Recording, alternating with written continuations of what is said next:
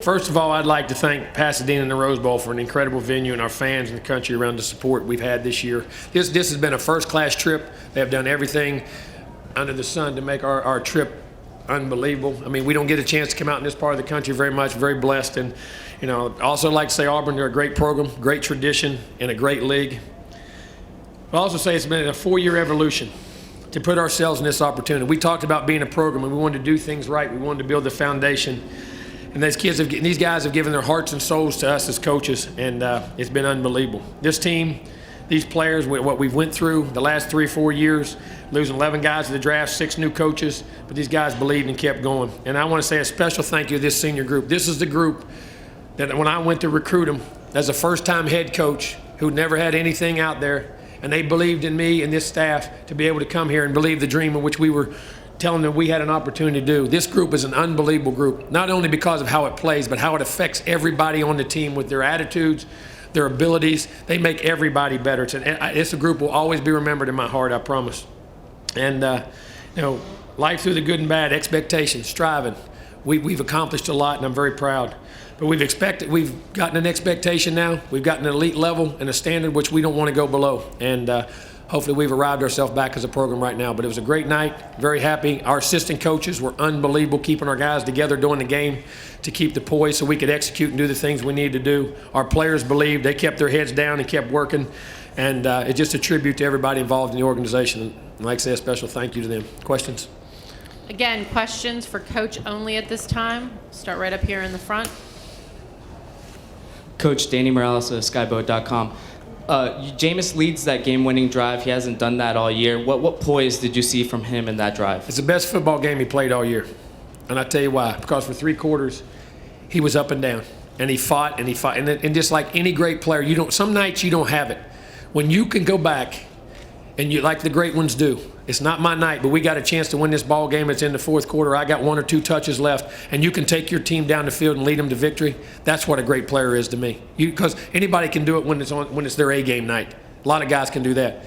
Very few can do it when it's not their night. And to pull it out in the atmosphere and environment, and with what was on the line tonight, to me, that's safe. If that's not a great player, I don't know what one is.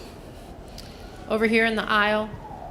Coach, James Coe from Fox 11 Los Angeles. Can you talk about that decision to go for that fake punt? To me, it seemed like that really turned the game around for you guys on offense. Well, we lost momentum of the game. It was 21-3. I knew with 5 minutes to go, if they got it back and scored, the game could be over right there before half. And I knew we had the ball coming out the second half, and we're here to win this thing. We weren't here just to show up and try to play well. And I thought that's what we had to do to gain the momentum of the game back, and it worked, and we got it, went down, got the drive, and then got back in the ball game. And hopefully that's what changed the momentum of the game and got our confidence back. Going to come right here in the middle.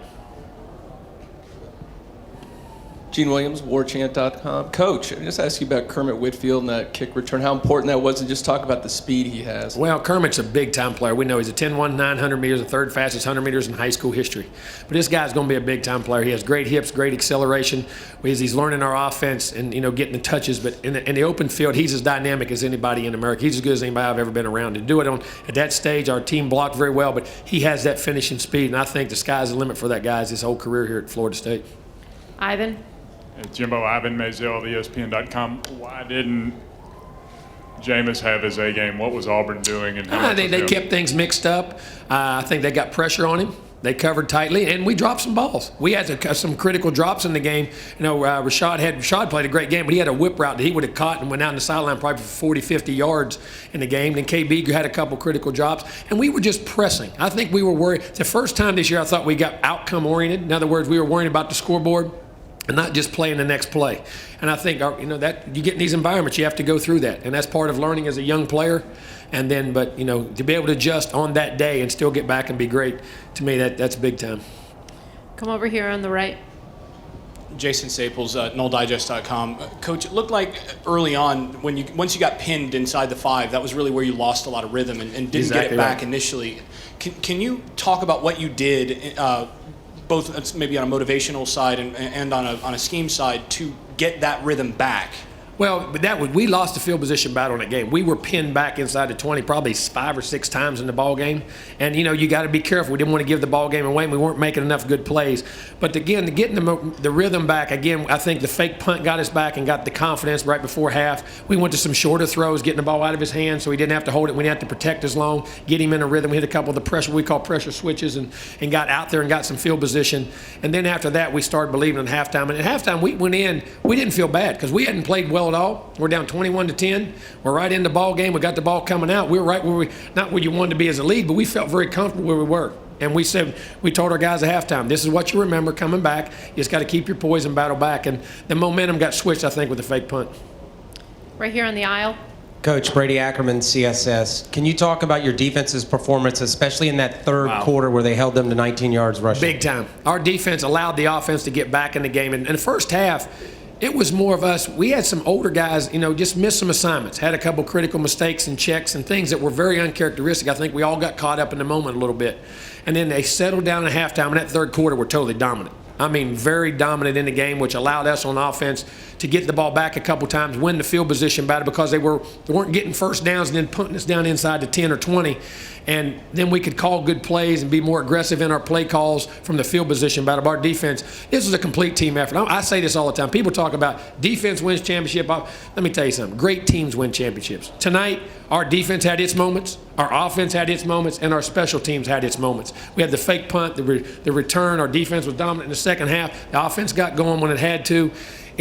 To me, that's what it was all about, and this is a complete football team. We're going to take our last question from Ryan. Scott Koenig, Seminoles.com. Coach, what does this mean to you personally to finally have one as a head coach, and what does it mean to Florida State in general? I'll think about that later. I'm just happy right now for our players and our assistant coaches and our fans.